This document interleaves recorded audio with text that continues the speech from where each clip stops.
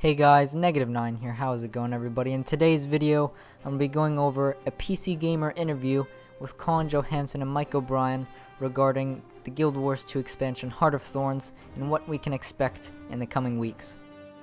Before I start going over the information in this video, I do want to do a quick plug of one of my previous videos. If you don't know anything about the expansion for Guild Wars 2 yet, Heart of Thorns, please go check out one of my previous videos that basically does a massive overview on all the new features coming in the expansion, so I'll probably have an annotation on the screen somewhere right now.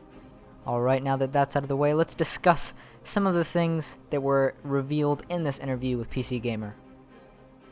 So when asked about updates between now and launch, Mike O'Brien actually said things are moving pretty quickly with the expansion.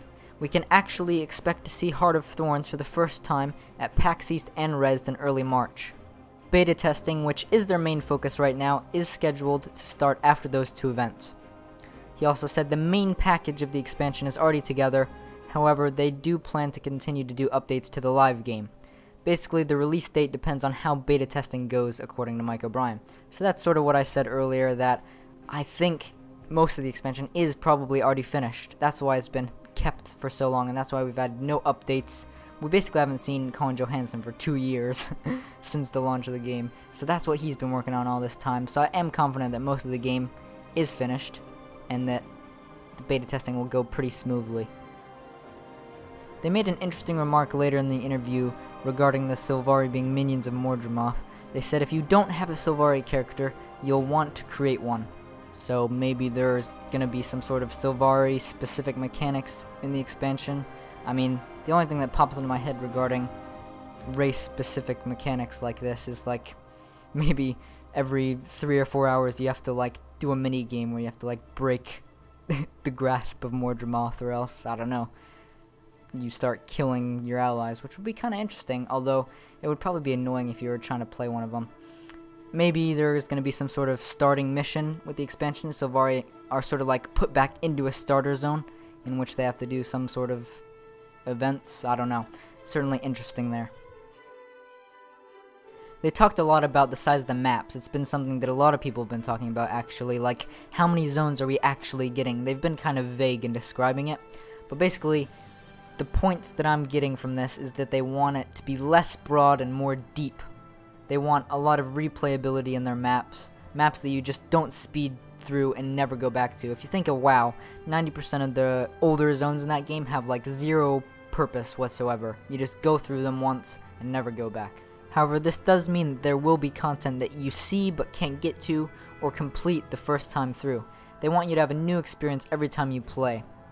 Now, to do this, they'll be pushing their dynamic event system to a whole new level. They're trying to fix the problem of no endgame, basically. Personally, it's encouraging to see them working on that, because that is one of the sole reasons why I stopped playing Guild Wars 2 a while ago. I got to 80, I did some World v World, I was serious into World v World for a while. You know, I did some PvP and stuff, I got all the newest and coolest gear.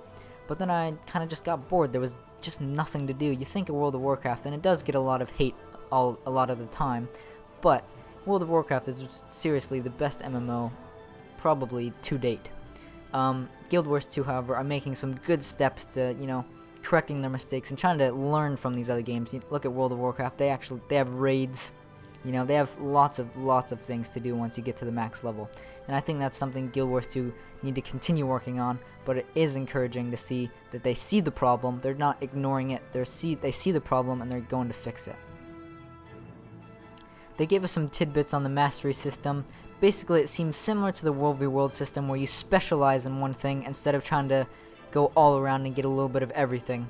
You kind of pick your preferred spot and you learn as much about that one topic as you can.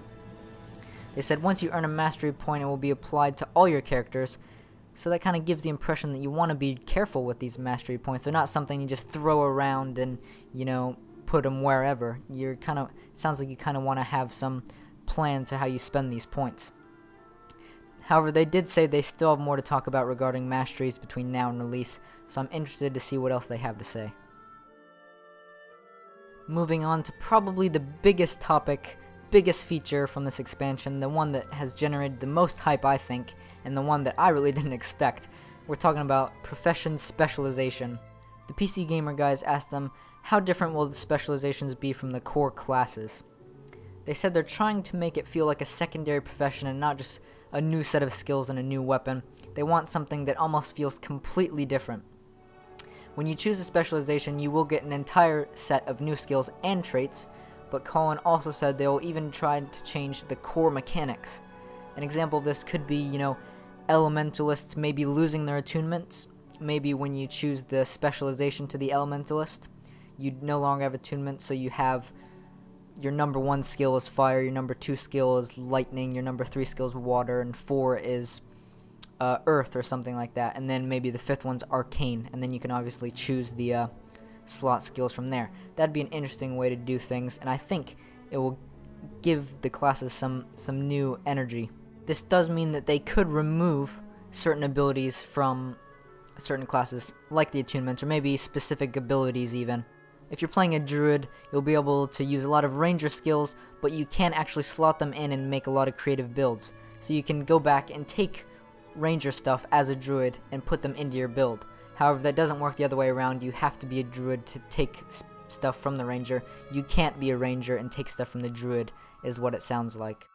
The message I think they're trying to send is that they want to think outside the box and give every class a wider variety of roles to fill. They want the specialization to be something that they work on and continue to expand in the future, maybe a new specialization for every class, every expansion. That'd be interesting. Anyways, that's just what I picked out from this article that I thought would be cool to talk about. There is a lot more stuff that they go over, so if you want to read the full article, the link is in the description. Be sure to leave a comment below with your thoughts, and if you liked the video, feel free to subscribe. Thanks for watching, and I'll see you guys next time.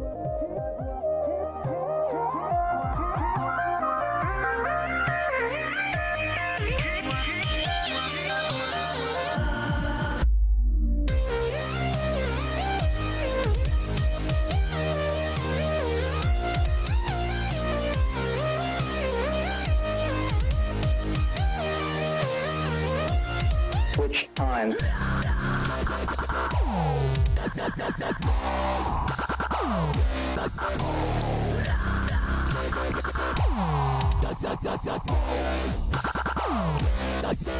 So many words I meant to say that never came out.